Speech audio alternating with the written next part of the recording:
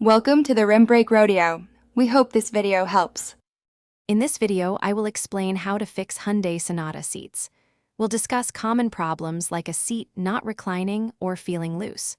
We'll also touch on electrical issues that might prevent your power seat from moving or heating up properly.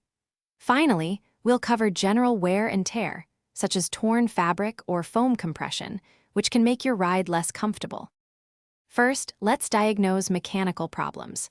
Carefully inspect the seat frame for any loose bolts or signs of a broken weld, which can cause a wobbly seat. Next, examine the recline mechanism.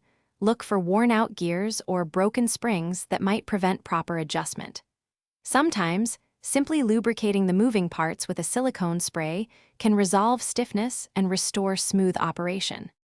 Now, let's tackle electrical issues.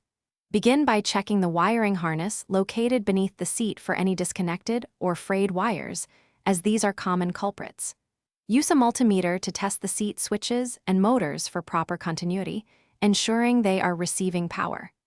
Don't forget to inspect the fuse box for any blown fuses related to the power seat or heating circuits. A simple fuse replacement can often solve the problem.